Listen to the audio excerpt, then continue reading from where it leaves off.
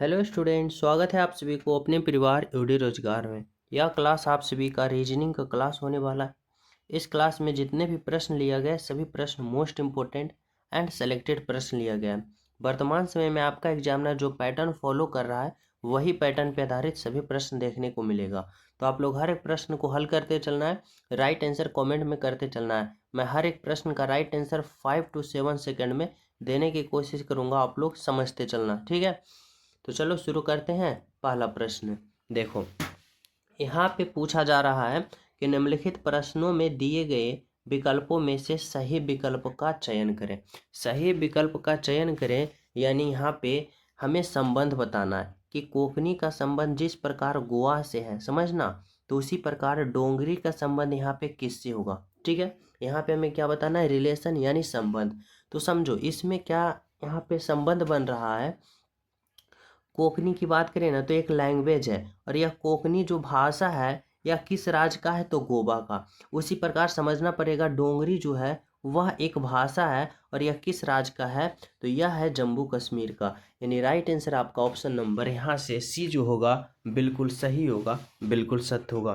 क्या होगा, option number C is the right answer. ठीक है, तो चले नेक्स्ट पे। देखो 2 नंबर का प्रश्न समझना, यहाँ पे पूछा जा रहा है, यहाँ पे भी पूछा जा रहा है आप लोग को संबंध ही बताना है, लेकिन इस बार आप लोग को अल्फा वर्ड से संबंध बताना है कि ए सी से जिस प्रकार एम बना है तो बी सी से उसी प्रकार यहाँ पे क्या बनेगा, ये आप लोग को पता करना है। ठीक है, अब यहाँ पे कैसे पता करोगे, तो सिंपल तरीका से समझो। अगर हम बात करें यहाँ पे ए और सी है और यहाँ पे एम है, और ए और सी से एम जो बना वह कैसे बना, तो इसको हम सिंपल तरीका से सबसे पहले इसका अल्फ़ावर्ड पोजीशन लिखेंगे। जैसे देखो ए का 1 होता है, सी का 3 होता है, एम का कितना होता है, 13 होता है। फिर देखो बी का 2 होता है, ई का कितना होता है, तो ई का 5 होता है। ठीक है, अब यहाँ पे हमें समझना पड़ेगा कि ए और सी से 13 लिखा तो कैसे लिखा। तो देखो क्या किया ना, ए का अल्फ़ावर्ड पोजीशन 1 होता है तो 1 लिखा, और सी का 3 होता है तो 3 लिखा, और दोनों को मिला दिया। अब देखो दोनों संख्या को मिलाएगा तो एक अंक बन गया जो कि 13, और 13 पे एम लिख दिया। उसी प्रकार बी और सी से हमें यहाँ पे पता करना है ना, तो क्या करेंगे, बी का जो अल्फ़ावर्ड पोजीशन 2 है 2, और यहाँ पे ई का 5 है 5। अब 2 और 5 संख्या को जब मिला देंगे तो एक यहाँ पे अंक को मिला देंगे तो एक संख्या बन जाएगा, और यह 25 बन जाएगा। और 25 जो होता है वह 22 का होता है, यानी यहाँ पे जो होगा वह 22 होगा। आपका राइट आंसर बोले तो ऑप्शन नंबर बी होगा। ठीक है, समझ पा रहे हो यहाँ तक।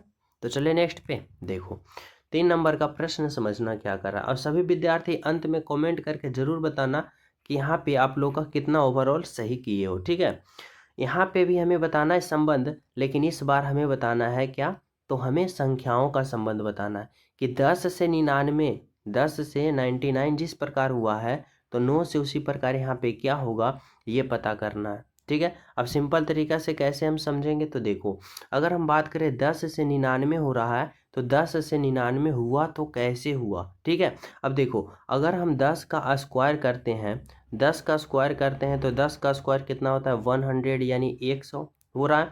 अब 100 में अगर हम 1 को माइनस करते हैं तब जाके हमें 99 प्राप्त होता है। अब उसी प्रकार अगर 9 से हमें राइट आंसर पता करना है तो 9 का स्क्वायर करेंगे, और 9 का स्क्वायर हमें 81 प्राप्त होगा, और 81 में अगर माइनस का 1 करते हैं तो हमें 80 प्राप्त होगा। यानी यहाँ पे जो होगा 80 होगा। ऑप्शन नंबर बोले तो ऑप्शन नंबर डी होगा आपका राइट आंसर। समझ पा रहे हो, ऑप्शन नंबर क्या होगा, तो ऑप्शन नंबर डी जो होगा आपका राइट आंसर। ठीक है, तो चले नेक्स्ट पे देखो, यहाँ पे समझना अगला प्रश्न क्या कर रहा है। और सभी प्रिय स्टूडेंट क्लास को लाइक कर दो, जो न्यू हो चैनल सब्सक्राइब करके बेल आइकन प्रेस कर देना, ताकि प्रतिदिन का अपडेट और मोस्ट इम्पोर्टेंट प्रश्न का क्लास आप सभी के पास पहुंचता रहे। ठीक है, यहाँ पे समझना 5 नंबर का प्रश्न करा है, सही विकल्प चुनकर श्रृंखला को पूर्ण करें। यानी यहाँ पे बताना है कि इस भाट के जगह पे क्या होगा। यह प्रश्न सीरीज वाले हैं, श्रृंखला वाले हैं।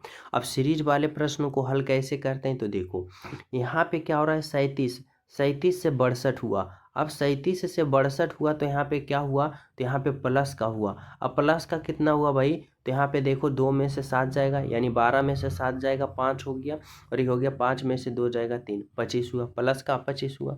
अब 62 से 98 गया तो क्या हुआ भाई, तो प्लस का, तो यहाँ पे देखो कितना हो गया, तो 6 2 8 और यहाँ पे 3, यानी प्लस का 36।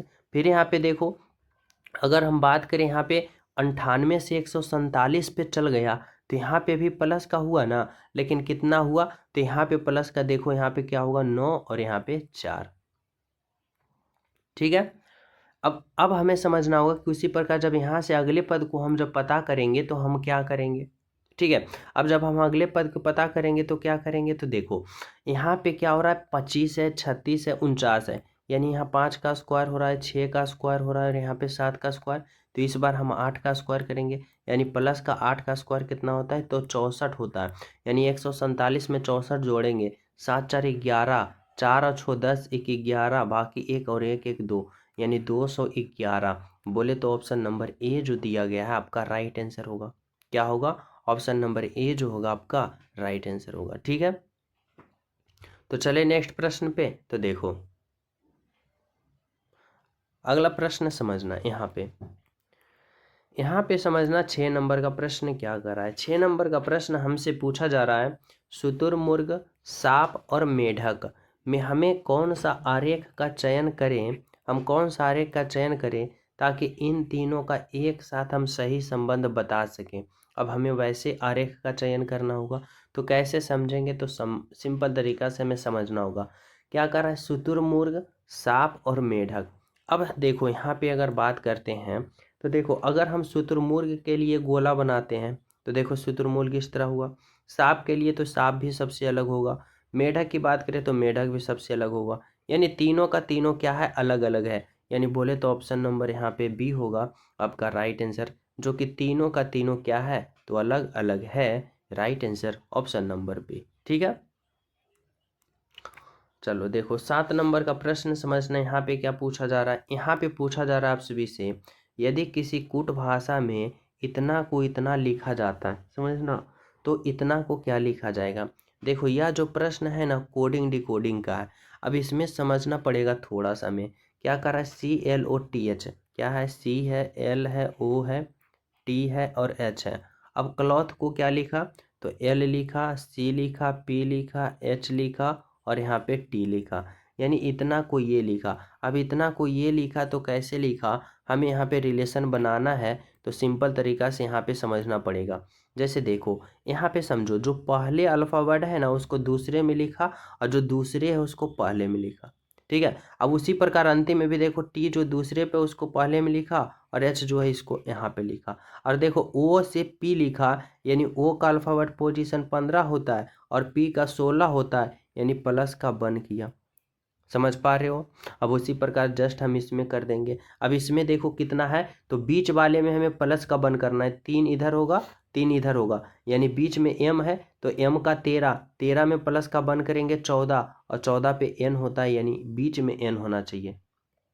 ठीक है, यहाँ पे समझ रहे हो। अब देखो यहाँ पे क्या होगा, तो यहाँ पे हमें इस तरह से करना, अंत वाले जो है वह कहाँ आ जाएगा, R यहाँ पे आ जाएगा और A कहाँ रहेगा, यहाँ पे रहेगा, और ये पहले वाले जो है कहाँ आ जाएगा, G यहाँ पे आ जाएगा। ठीक है, अब उसी प्रकार देखो T जो अंत में है वह पहले पे आ जाएगा। ठीक है, N देखो यहाँ पे है तो यहाँ पे ही रहेगा, और E देखो अंत में है, यहाँ पे है तो उसको अंत में ले लाएंगे, यानी यहाँ पे हो जाएगा। अब देखो RAGNT, RAGNT NE देखो ऑप्शन नंबर 1 में है, यानी कौन सा ऑप्शन है, तो ऑप्शन बी गलत, ऑप्शन सी गलत, ऑप्शन का डी गलत, यानी राइट आंसर हमारा जो यहाँ से निकल के आएगा ऑप्शन नंबर ए आएगा, बिल्कुल सही। समझ पा रहे हो। तो चले नेक्स्ट पे। देखो यहाँ पे समझना आप लोग 8 नंबर का प्रश्न करा है, निम्नलिखित प्रश्नों में विषम या असंगत को चुने। विषम या असंगत बोले ना तो 4 ऑप्शन दे रखेगा। अब इसमें सबसे अलग बताना, यानी 3 ऑप्शन तो एक समान होगा ही होगा, लेकिन एक सबसे अलग होगा, हटके होगा, ये पता करना है। अब कैसे करोगे, तो देखो यहाँ पे गोलक है, त्रिभुज है, वृत्त है और वर्ग है। अब बताओ कि इसमें सबसे अलग ऑप्शन कौन सा है। अब अलग ऑप्शन की बात करें ना तो देखो समझना, त्रिभुज जो है, वृत्त जो है और ये वर्ग जो है, ये तीनों का तीनों क्या है, 2D है, यानी द्विविमीय है, 2 डायमेंशन का। लेकिन जब हम गोला की बात करें तो यह 3D है, यानी त्रिविमीय है, यानी 3 डायमेंशन है। तो सबसे अलग ऑप्शन कौन से दिखा, ऑप्शन नंबर ए, यानी यहाँ से आपका right answer option number A होगा, बिल्कुल सही होगा। ठीक है, चलो अगला प्रश्न समझना, 9 नंबर का प्रश्न। 9 नंबर का प्रश्न में कह रहा है निम्नलिखित प्रश्नों में से विषम या असंगत को चुने। इस बार हमें विषम और असंगत में बताना है संख्याओं का। यहाँ पे 4 ऑप्शन दे रखा है जिसमें संख्या, अब सबसे अलग संख्या वाले ऑप्शन को पता करना। जैसे देखो, अगर हम बात करते हैं ऑप्शन नंबर ए में, देखो यह 3 का स्क्वायर है, ठीक है, 3 का स्क्वायर 9, या 5 का स्क्वायर है 25, या किसका स्क्वायर 11 का स्क्वायर 121। ठीक है, देखो ऑप्शन बी में देखो किसी का स्क्वायर नहीं, ऑप्शन सी में किसी का स्क्वायर नहीं, ऑप्शन डी में किसी का स्क्वायर नहीं, यानी एक ही ऑप्शन है जो कि सबसे अलग है, ऑप्शन नंबर ए आपका राइट आंसर होगा। ठीक है, यहाँ तक सभी विद्यार्थी समझ पा रहे हो? तो चले नेक्स्ट पे। 10 नंबर का प्रश्न समझना क्या कर रहा है। 10 नंबर का प्रश्न में यहाँ पे पूछा जा रहा है कि निम्नलिखित प्रश्नों में विषम या संगत, लेकिन इस बार अल्फा वर्ड से विषम या संगत बताना है। अब जब भी अल्फा वर्ड से विषम या संगत पूछे तो सबसे पहले इसका अल्फा वर्ड पोजीशन लिखना पड़ेगा। कैसे? इस प्रकार देखो, डी का 4 होता है ना, एच का 8 होता है, बिल्कुल, एल का 12 होता है और पी का 16 होता है। ठीक है, यहाँ पे देखो बी का 2 होता है, एफ का 6 होता है, जे का 10 होता है और एन का 14 होता है। यहाँ पे जी का 7 होता है, आई का 9 होता है, एम का 13 होता है और क्यू का कितना होता है, 17 होता है। फिर देखो एच का 8 होता है, एल का 12 होता है, पी का 16 होता है और टी का 20 होता है। अब यहाँ पे आप लोग को क्या करना है, तो रिलेशन बताना है। कैसे? तो देखो, अगर 4 से 8 पे जा रहा है प्लस का 4, ठीक है, फिर 2 से 6 पे जा रहा है प्लस का 4, और 7 से 9 पे जा रहा है यानी क्या कर रहा है, तो प्लस का 2, और 8 से 12 पे जा रहा है यानी प्लस का 4। तो सबसे अलग ऑप्शन दिख ही गया कि देखो ऑप्शन नंबर यहाँ पे सी में प्लस का 2 कर रहा है, यानी सबसे अलग तो ऑप्शन नंबर सी ही दिख रहा है, यानी यहाँ पे राइट आंसर होगा। देखो इसमें भी 8 प्लस का 4 12, प्लस का 4 16, 6 प्लस का 4 10 और 10 प्लस का 4 14। लेकिन यहाँ पे देखो 12 प्लस का 4 16 और 16 प्लस का 4 20। लेकिन यहाँ पे देखो क्या कर रहा है, तो यहाँ पे प्लस का 9 और 4 13, और फिर 17 और 4 कितना, 17, 13 से 17 गया यानी 4 17। लेकिन यहाँ पे प्लस का 2 किया, अब प्लस का 2 किया यानी सब में प्लस 4 होना चाहिए, लेकिन यहाँ पे प्लस 2 किया। ऑप्शन नंबर यहाँ पे सी जो है आपका राइट आंसर होगा, जो कि सबसे अलग है। ठीक है, तो चले नेक्स्ट पे। देखो यहाँ पे समझना 11 नंबर का प्रश्न। 11 नंबर का प्रश्न क्या है, देखो यहाँ पे कह रहा है लुप्त संख्या ज्ञात करें, इस भाट के जगह पे बताना है। तो यह जब भी वृत्त के अंदर लुप्त संख्या दे दिया जाए ना, तो ये 2 तरीका से हल होता है। एक तरीका ये है कि आप लोग इस प्रकार से चलो, ठीक है, या तो फिर आप लोग के पास एक तरीका ये है कि आप लोग इस तरह से आमने सामने रिलेशन बना के चलो। जैसे देखो, अगर हम 1 से 16 लाने की कोशिश करेंगे तो कोई भी तरीका अप्लाई करेंगे आएगा नहीं। अगर हम 4 से 25 लाने की कोशिश करेंगे आएगा नहीं।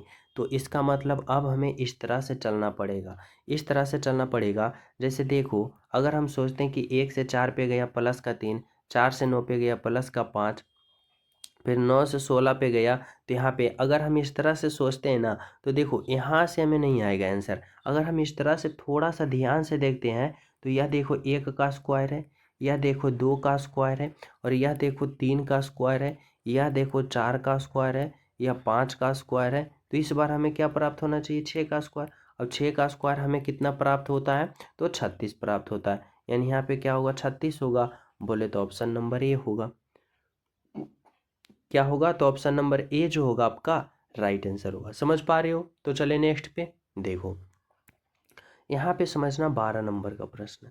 यहाँ पे कह रहा है ए का अर्थ घटाव है, बी का जोड़ है, सी का भाग है, डी का गुना है, तो इतना का मान क्या होगा। अब कैसे पता करोगे, सिंपल तरीका से समझो। यहाँ पे क्या है 16, ए का अर्थ क्या है, घटाव। अब ए का अर्थ घटाव है तो घटाव दो, और यहाँ पे 4 होगा।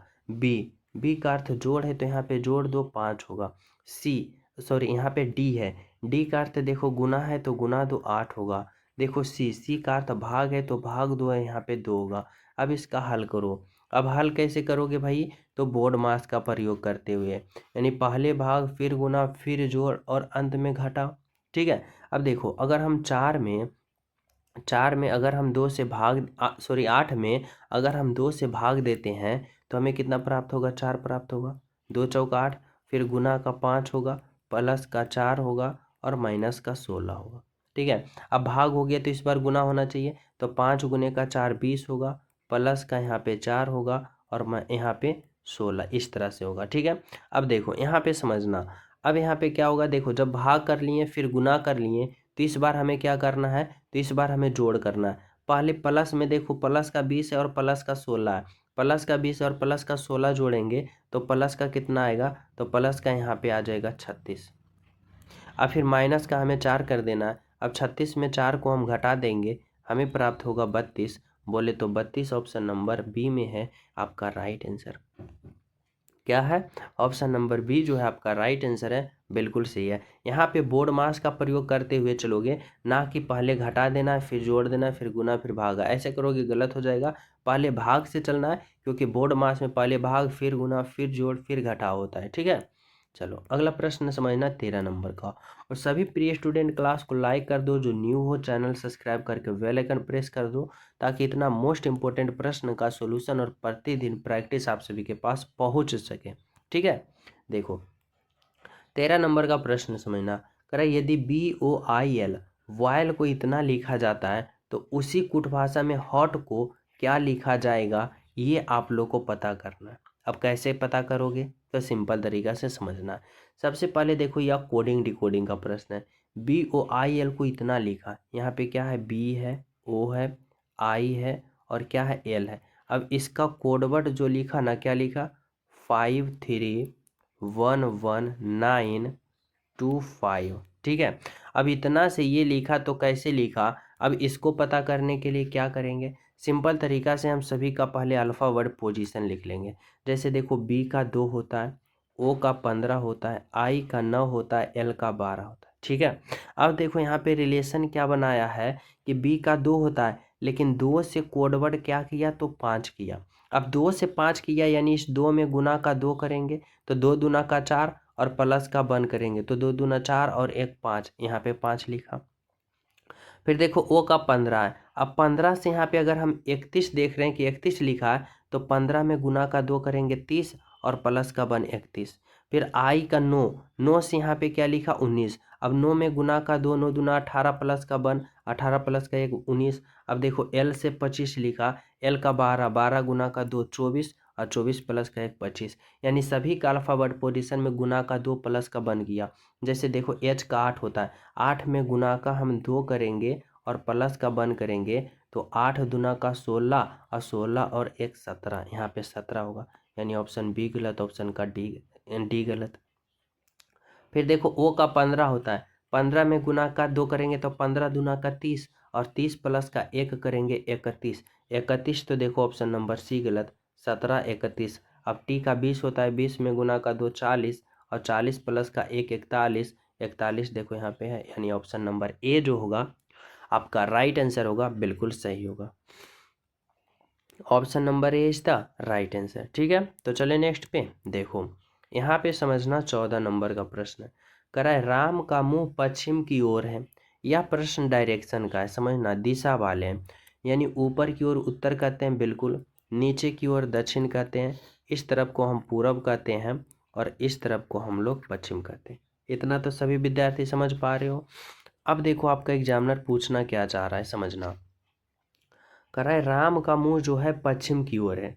मान लो राम यहाँ पे है, अब राम यहाँ पे है, अब इसका मुंह पश्चिम है यानी इस तरफ है, यानी पश्चिम है यानी इसका मुंह इस तरफ है। ठीक है, मुंह इस तरफ है पश्चिम की ओर। कह रहा वह घड़ी की दिशा में 45 डिग्री घूरता है।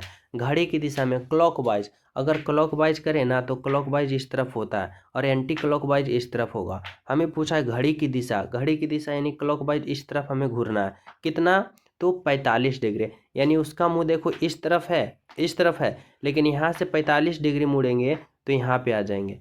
कहाँ पे आ जाएंगे, 45 डिग्री यहाँ पे। हम कितना मुड़े, तो 45 डिग्री, 45 डिग्री मुड़े। ठीक है, कहाँ, घड़ी की दिशा में क्लॉकवाइज। करा फिर 180 डिग्री घूरता है, 180 डिग्री घूरता है, यानी उसके बाद घड़ी की दिशा में ही क्लॉकवाइज 180 डिग्री घूरता है, तब उसका मुंह किस दिशा में होगा। देखो समझना सिंपल तरीका से, अगर हम बात करें कि ये 90 डिग्री होता है, अगर हम 180 डिग्री की बात करें ना, तो जैसे यहाँ पे ये मान लो 45 डिग्री पे है, ये 45 डिग्री पे है, अब 180 डिग्री घूरेगा ना तो जस्ट इसके नीचे आ जाएगा। ये ओवरऑल पूरा जो होता है वह 180 डिग्री है। अब उसी प्रकार जब यहाँ पे देखो ये खड़ी है 45 डिग्री पे, जब यहाँ से इधर 180 डिग्री घूरेगा ना तो यहाँ पे सीधी ये बनाएगा, यानी यहाँ पे बनाएगा। अब उसका मुँह कहाँ पे आ जाएगा, तो उसका मुंह सिंपल तरीका से देखो यहाँ पे आ जाएगा, ये वाला इसका मुंह है, यानी यहाँ पे ये 180 डिग्री टर्न ओवर आ गया। अब बताना है कि उसका मुंह किस दिशा में, यानी इस दिशा में, और इस दिशा में देखो कहाँ आ जाएगा, यहाँ पे आ जाएगा। कहाँ आ जाएगा, यहाँ से इधर से पूरब आ जाएगा और इधर से दक्षिण आ जाएगा, यानी यहाँ से क्या होगा, तो इसका मुंह अब कहाँ है, तो दक्षिण और पूरब की तरफ है, यानी ऑप्शन नंबर सी है आपका राइट आंसर।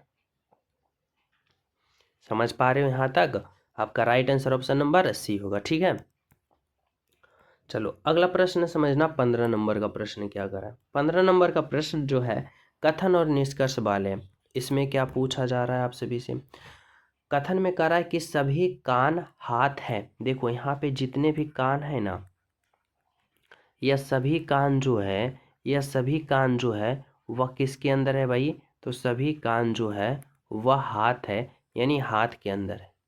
बिल्कुल समझ पा रहे हो, कह रहा है कोई हाथ नाक नहीं है, यानी यह जो हाथ है ना, यह नाक जो है, यह नाक जो है, या कोई भी नाक जो है यह हाथ नहीं है, यानी कटकुट है।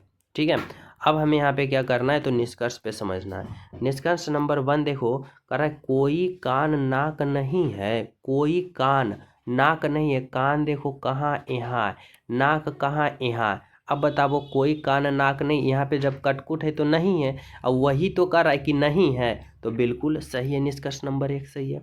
निष्कर्ष नंबर 2 देखो क्या कर रहा है, कह रहा है सभी नाक कान है, यह सभी नाक, यह जो सभी नाक है इस कान के अंदर है, नहीं है, तो इसलिए निष्कर्ष 2 गलत है। निष्कर्ष 3 देखो क्या कर रहा है, कह रहा है कुछ हाथ नाक है, कुछ हाथ, हाथ ये वाला है, ठीक है, और नाक ये वाला है, और हाथ और नाक में कोई रिलेशन है, नहीं है, तो ये भी गलत, यानी केवल और केवल एक सत्य है, यानी ऑप्शन नंबर 1 है आपका राइट आंसर, बिल्कुल सही आंसर। समझ पा रहे हो, तो चले नेक्स्ट पे देखो, 16 नंबर का प्रश्न समझना क्या कर रहा है। यहाँ पे आप सभी से पूछा जा रहा है कि एक वर्ग में राम का स्थान ऊपर से 10वां है, ठीक है, और नीचे से 15वां है, तो कुल कितने विद्यार्थी हैं। देखो एक क्लास है, यानी वर्ग, ठीक है, और ये क्लासरूम है, कह रहा है ऊपर से, यानी इस तरह से बैठा है स्टूडेंट। अब कह रहा है राम का जो स्थान है ना, ऊपर से जो है 10वां है, यानी ऊपर से 10वां है। अब कह रहा है नीचे से, अगर नीचे से बात करें ना यहाँ से, तो यहाँ से 15वां है, यानी राम बैठा है यहाँ पे राम बैठा है। अब ऊपर से 10वां, नीचे से 15वां, तो टोटल ओवरऑल इस वर्ग में जो स्टूडेंट की संख्या कितना है। सिंपल तरीका से इसे निकालने का फॉर्मूला होता है कि यहाँ पे ये होता है, समझना कि टोटल स्टूडेंट बराबर क्या होता है, अप यानी ऊपर से, प्लस का डाउन यानी नीचे से, और माइनस का बन कर देना, टोटल स्टूडेंट निकल जाएगा। अब क्या क्या दे रखा है यहाँ पे, मान धर लो, ऊपर से 10वां तो 10 होगा, प्लस का नीचे से 15वां तो 15 होगा, और फिर यहाँ पे क्या करना है, माइनस का बन कर देना है। ठीक है, अब समझना, 10 प्लस का 15 करेंगे तो 15 10 25 होगा, और 25 में घटा देंगे हमें कितना प्राप्त होगा, 24 यानी 24। 24 बोले तो ऑप्शन नंबर सी जो होगा आपका राइट आंसर होगा, ऑप्शन नंबर सी जो होगा आपका राइट आंसर होगा। समझ पा रहे हो, तो चले नेक्स्ट पे समझना। 17 नंबर का प्रश्न बहुत ही इंपॉर्टेंट प्रश्न है, और इसको समझना बहुत ही अति आवश्यक है, क्योंकि प्रश्न बहुत ही यहाँ पे इंपॉर्टेंट है। कह रहा है दी गई आकृति में कुल आयतों की संख्या कितना है। सिंपल तरीका से यहाँ पे काउंट करोगे, देखने में डिफिकल्ट लग रहा होगा, लेकिन ईजी तरीका से काउंट कर लोगे। सबसे पहले हमारी बातों को समझो। अगर हम बात करें कि ये वाला, देखो यहाँ पे समझना आप लोग, यहाँ पे सबसे पहले ये समझो कि अगर हम ये वाला भाग जो है, ये वाला भाग, इसको उठा के हम बाहर रखते हैं, जैसे देखो उस वाले भाग जो रेड वाले भाग है ना, उसको भाग को हम उठा के कहाँ रखें, यहाँ पे रखें, यहाँ पे रखें। अब सबसे पहले इसमें अगर हम वर्ग अथी काउंट करते हैं, क्या आयत काउंट करते हैं, तो आयत काउंट करेंगे तो सिंपल तरीका से कैसे काउंट करेंगे, देखो सबसे पहले हम क्या करेंगे, तो सबसे पहले ये वाला एक आयत होगा, और इस तरफ एक आयत होगा, ये 2 आयत हुआ। ये वाला भी आप लोग काउंट करोगे नहीं, ये वर्ग में आ जाएगा। जैसे देखो इसका भुजा, ये भुजा, ये भुजा, ये भुजा सेम टू सेम है, तो ये आयत में नहीं आएगा, ये वर्ग में आ जाएगा, यानी ये वाला भुजा हमें काउंट नहीं करना है। अब देखो दोनों तरफ एक आयत हो गया, यानी ये एक आयत हो गया, ये एक आयत हो गया, 2 आयत हो गया। अब देखो समझना, यहाँ पे जो समझने वाली बात ये है कि यहाँ से आप लोग एक आयत इस तरफ भी कर सकते हो ना, यानी एक आयत यहाँ से इस तरफ कर सकते हो। अब देखो और एक आयत आप लोग इस तरफ, यहाँ से इस तरफ कर सकते हो, यानी एक आयत इस तरफ भी कर सकते हो। अब यहाँ से हमें पता है कि आप लोग समझ गए होंगे। जैसे देखो एक आयत ये हुआ, फिर एक आयत ये हुआ, 2 आयत हुआ, 2 आयत हुआ ना। अब फिर देखना एक आयत ये हुआ, 3 आयत हुआ, और एक इस तरफ से 4 आयत हुआ, 4 आयत हुआ।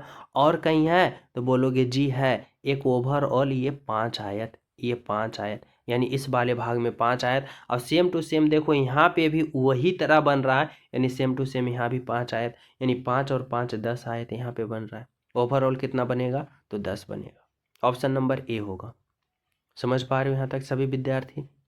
तो चले नेक्स्ट प्रश्नों पे। समझना यहाँ पे 18 नंबर का प्रश्न क्या करा है दिए गए विकल्पों में से उस शब्द का चयन कीजिए जो निम्न वर्णित शब्द के अक्षरों का उपयोग कर नहीं बनाया जा सकता है। यानी इतना का प्रयोग करके ना हम कौन सा ऑप्शन जो है नहीं बना सकते हैं, ये पता करना है। अब सिंपल तरीका से समझना ये है कि इतना का प्रयोग करके कौन सा ऑप्शन नहीं बना सकते हैं। जैसे ऑप्शन नंबर 1 देखो क्या है, SER देखो अब कहाँ एस है, ई है, आर है, ठीक है।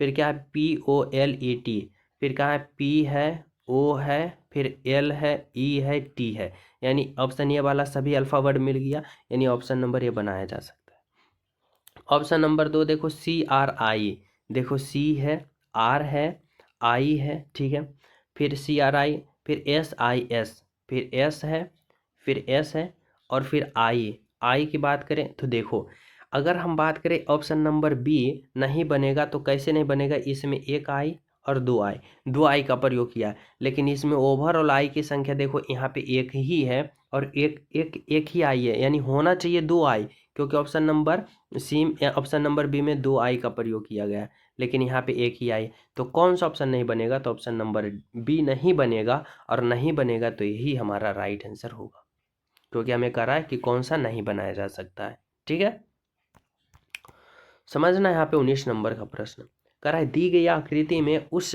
सही दर्पण प्रतिबिंब को चुने जो नीचे दिए गए अनुसार दर्पण को MN पर रखने पर बनेगा। यानी समझना यहाँ पे मान लो ये दर्पण है, मिरर इमेज है। अब यहाँ पे बताना है अल्फा वर्ड और संख्या दे रखा है, अब इसका इमेज जो बनेगा कैसा बनेगा। सिंपल तरीका से समझो, यहाँ पे क्या होता है मिरर इमेज में कि दाएं वाला फिगर बाएं में चला जाता है और बाएं वाला दाएं में, यानी यह W जो है ना इस तरफ आ जाएगा और यह 5 जो है इस तरफ आ जाएगा। जैसे देखो यह W है, अब W के दाएं बाएं से उल्टोगे ना तो W दाएं बाएं से ऐसा ही लिखाएगा, यानी इस तरफ ऐसा ही लिखाएगा। ठीक है, अब देखो ऐसा देखो ऑप्शन नंबर ए गलत हो जाएगा क्योंकि W जो है उलट गया है। यहाँ पे अगर हम बात करें ऑप्शन नंबर बी से, ऑप्शन नंबर सी गलत होगा क्योंकि इसमें भी उलट गया है। ठीक है, अब देखो यह W इस तरफ आ गया, यह 5 जो है ना इस तरफ आएगा, लेकिन कैसे, तो इसका मुंह देखो इस तरफ है, तो इस तरफ है तो इसका मुंह उलट के किस तरफ हो जाएगा, तो इसका मुंह कुछ इस तरफ ऐसे हो जाएगा उलट के। ठीक है, ऐसे उलट जाएगा, यानी ऑप्शन नंबर डी गलत हो जाएगा। देखो ये 5 जो है सिंपल तरीका से दिया, इसको उल्टा नहीं, तो कौन सा ऑप्शन सही होगा, ऑप्शन नंबर बी यहाँ पे आपका राइट आंसर है, बिल्कुल सही है।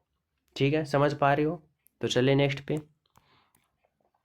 यहाँ पे समझना 20 नंबर का प्रश्न कराए अक्षरों के उस संयोजन के चुने जो दिए गए श्रृंखला में रिक्त स्थान के क्रमिक रूप से रखने पर श्रृंखला को पूरा करेगा। यानी यह प्रश्न में आप सभी को जहाँ जहाँ यह डॉट दिख रहा है ना, वहाँ पे हम कौन सा ऑप्शन का उठा के अल्फाबेट पोजीशन यहाँ पे रखेंगे ताकि यह सीरीज पूर्ण रूप से फिलअप हो जाए। और यह प्रश्न मैं आप सभी पे छोड़ता हूँ होमवर्क के रूप में। सभी विद्यार्थी इस प्रश्न का राइट आंसर कमेंट में बताइएगा कि क्या होगा। ठीक है, और जो न्यू हो चैनल सब्सक्राइब करके बेल आइकन प्रेस कर लेना और क्लास को लाइक एंड शेयर जरूर करना ताकि प्रतिदिन क्लास का अपडेट आप सभी को मिलता रहे। जब तक सभी प्रिय स्टूडेंट को हमारे तरफ से जय हिंद।